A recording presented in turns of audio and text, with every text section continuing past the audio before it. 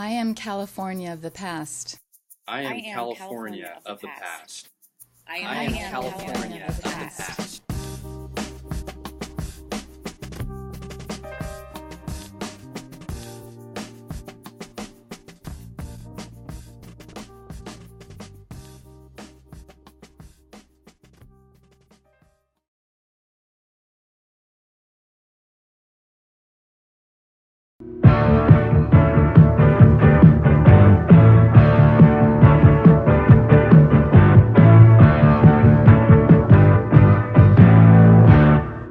In our recent conversation about the Mission Inn, I made the little joke that California culture sounded like a contradiction in terms. Nobody ever thinks of California, especially Southern California, as being a bastion for the arts.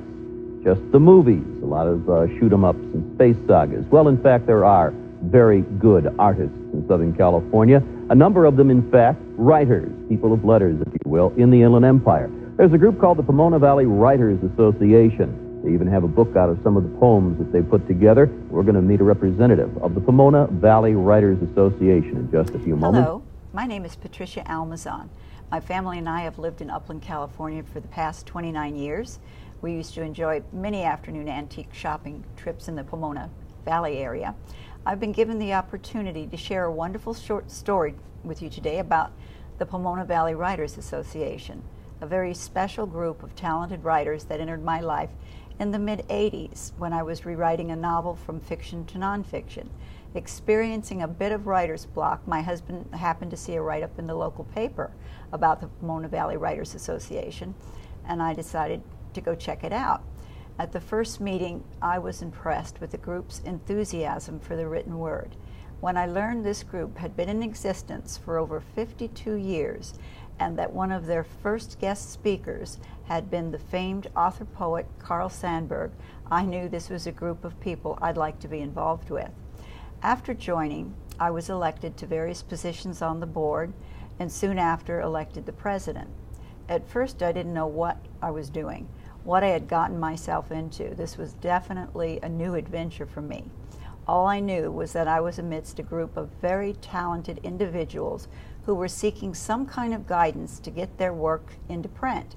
One of the great things about our writers group was that we were all in sync on the we, us page instead of the I, me.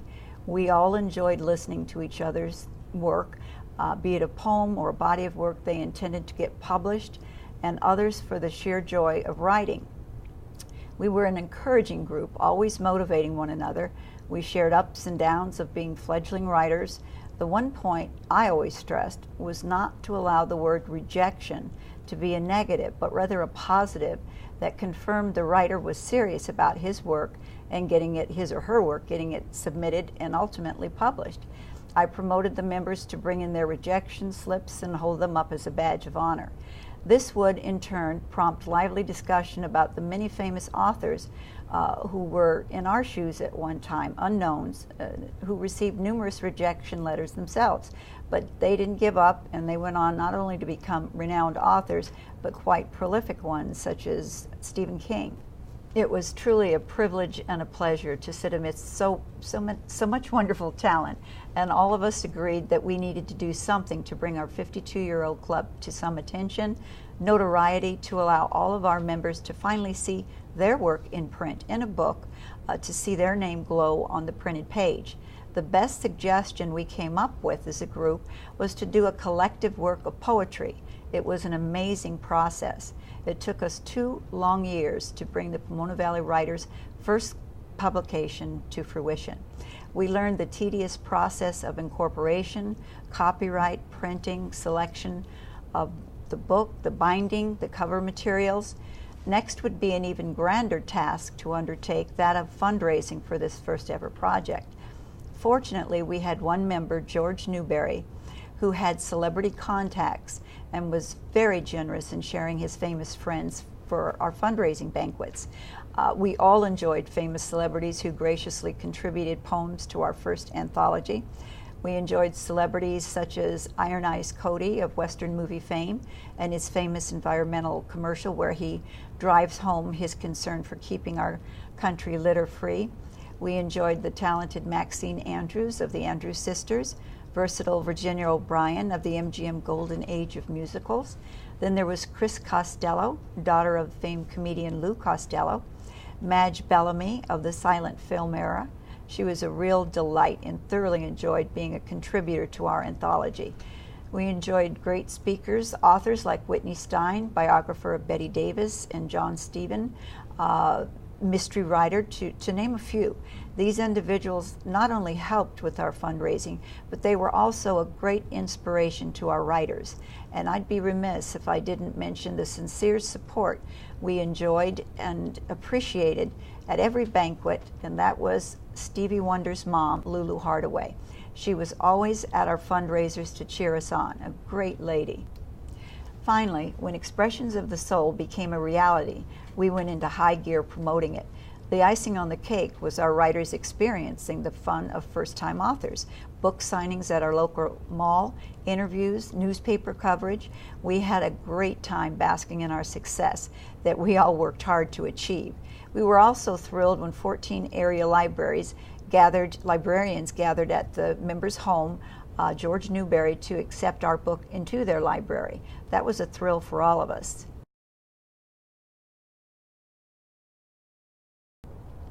This is the little book, Expressions of the Soul. It's an anthology of community people that really, really enjoyed the art of writing. And this little book brought so much pleasure, not only to the fledgling writers that some went on to be very good writers and well published, but it was a comfort to all of our members who were interested in writing, and their families enjoyed seeing their name in print, and they enjoyed seeing their name in print, and it gave so much pleasure to so many people. So this group, really for the first time, I think, in their history, was the most active. We got a lot of writers from this group, and they went on to not only publish for the public, but they went on to continue their writing for their personal worth and just for the sheer joy of writing. So it was a great experience for all of us. We gave back to the community gave to us. There was so much inspiration and love, and so many things depend on the written word. And when we're sitting at our breakfast table and we're reading the newspaper, or we're looking at our cereal box, every word comes from the mind of an author. They put that together, and everything we read is dependent upon the word.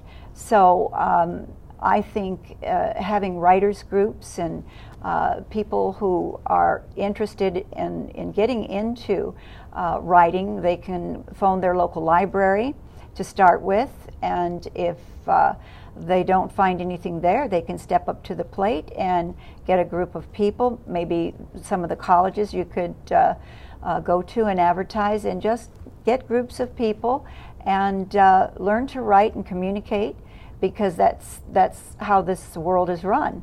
And with the introduction of computers, that's a whole set of new writers and bloggers, and ways to make this world a better place to live is through writing and communicating. So it's been an absolute addition to my life that I will forever be grateful and thankful for.